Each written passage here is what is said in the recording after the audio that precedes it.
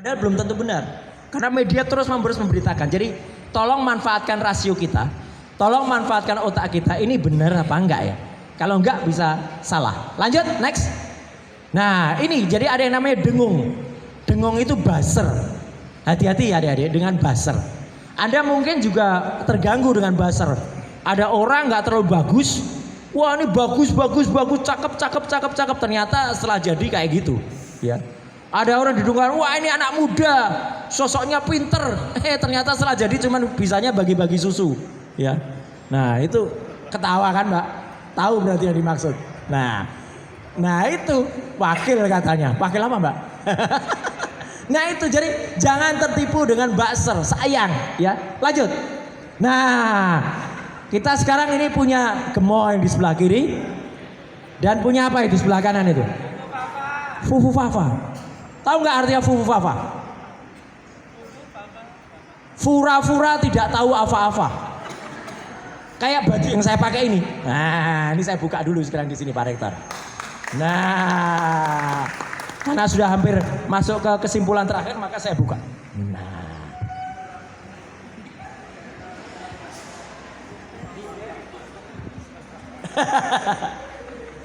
Nah, kalau di lapangan saya pakai baju ini biar kelihatan di belakang ya.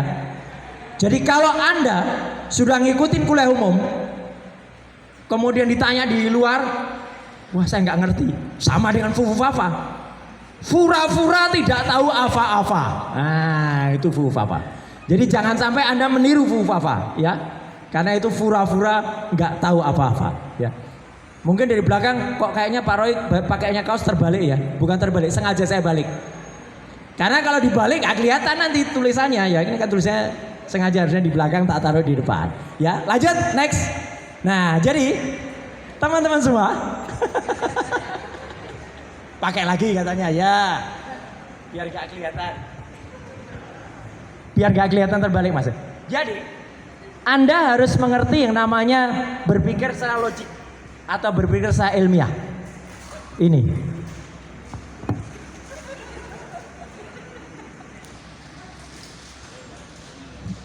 Kayaknya baru kali ini Pak Rektor. Ada kuliah umum pembicaranya buka baju ya. Nekat betul pembicaranya. Anda harus berpikir secara ilmiah. Sebelum ada yang tanya karena waktunya juga mepet.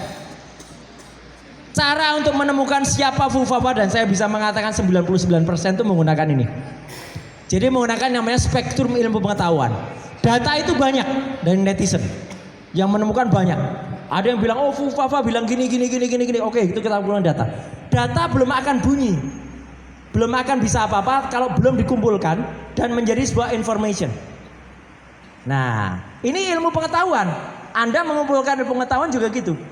Jadi Fufu Fafa itu kenapa bisa ketemu 99,9% adalah dia itu ilmiah, logik. Setelah ada information, kita ramu itu menjadi sebuah knowledge, sebuah pengetahuan. Harusnya dari knowledge itu bisa menjadi wisdom, bisa menjadi kebijakan. Oh berarti kita tahu kalau orang seperti itu nggak layak ini berarti jadi harus dimakzulkan ini berarti, gitu. Kira-kira kayak gitu. Jadi itulah ilmu pengetahuan. Paham kan ya? Lanjut. Next. Nah, jadi kita juga pengen ngerti yang namanya kaskus atau diskusi kasak kusu itu dulu ditemukan memang oleh orang Indonesia. Antudarus namanya, itu sebagai tugas akhir. Jadi bisa dibayangkan ya, seorang mahasiswa seperti Anda, mahasiswa Indonesia yang lagi belajar di Amerika, menemukan atau membuat satu forum diskusi. Jadi kita nggak usah ngikut yang namanya forum diskusi asing dulu. Sebelum ada Instagram, sebelum ada Facebook, sebelum ada Twitter, itu sudah ada yang namanya kaskus. Dan disitulah Fufu Fafa ada. Makanya kalau sekarang orang bilang, wah itu kan sudah 10 tahun yang lalu, saya terangkan sejarahnya. Jadi ada di semua, moga-moga apa yang saya terangkan hari ini, saya ceritakan. Next.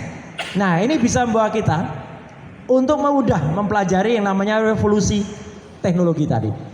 Dulu dari komputer yang bentuknya masih kotak kayak gitu, layarnya masih kayak layar TV tabung, berkembang menjadi handphone yang bisa menimbulkan gambar atau video, sampai ada baju yang bisa dipakai, baju ada komputernya, sampai ada celana yang ada keyboardnya, Jadi kalau celana masa kini itu nggak perlu pakai keyboard lagi, celananya sudah jadi keyboard.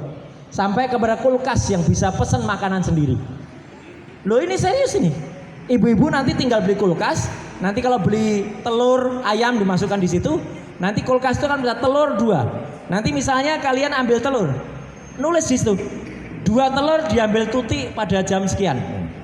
Kok bisa tahu? Tahu karena waktu Tuti buka pintu kulkas, jarinya akan ada fingerprintnya, akan dipotret.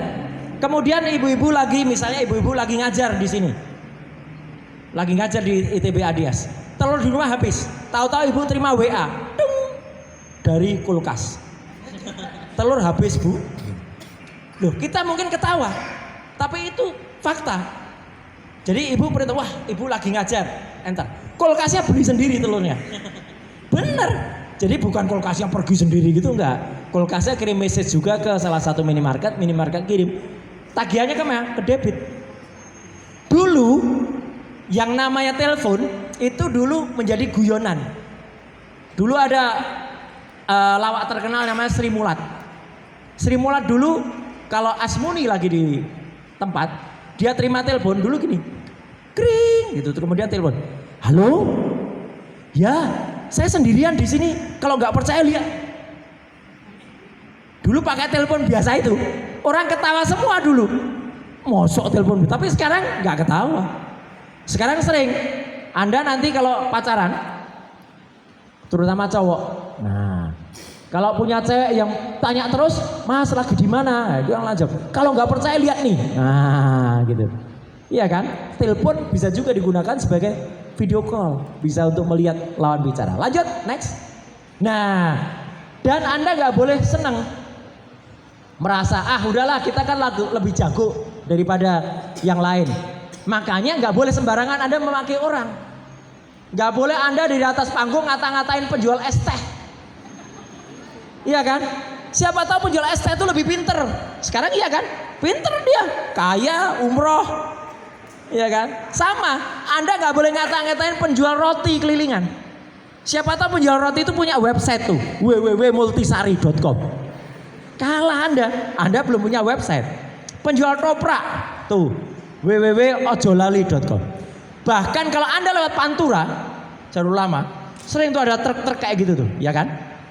Nah, itu dulu tulisannya berita sopir tiada akhir. Hidupku di atas roda. Kutunggu. Ini jawabnya tepat sekali, kutunggumu tadi. Suka lewat Pantura ya Pak ya. Nah, sekarang penjual truk itu sudah IT minded. Yang dia tulis apa? Artis ini. Tahu siapa dia? Nah, gunakan waktunya sebaik mungkin. Karena 1 detik itu sangat berharga dalam hidupmu. Apalagi kalau 19 detik. Nah, ya tak? Itu sopir truk loh itu yang nulis. Ya, di sopir truk itu sampai ngerti. Gisel 19 detik apa ya? Nah, itu. Sopir truk ngerti IT. Nah, jadi sekali lagi teman-teman semua, moga-moga apa yang saya ceritakan dengan sedikit cerita yang panjang itu membawa kita untuk bisa masuk ke apa itu informasi dan teknologi. Lanjut, next, penutup. Terima kasih. Dulu gambarannya kanon manusia itu konon. Ada yang bilang teori evolusi. Mulai dari yang paling merangkak sebelah kiri itu berkembang biak jadi Homo neanderthal, Homo erectus, Pithecanthropus erectus, pegang besi, pegang kayu, pegang batu, sampai pegang komputer, tapi akhirnya ketika kita pegang tab, bentuknya ya mirip-mirip kayak yang sebelah kiri lagi ya. Oke, sekian, terima kasih. Wassalamualaikum warahmatullahi wabarakatuh. Langsung tanya jawab. Demikian tadi dari Bapak Roy Suryo sudah menyampaikan paparannya bahwa sangat bermanfaat sekali informasi dan teknologi di era globalisasi. Julukan sangat tepat untuk Bapak Roy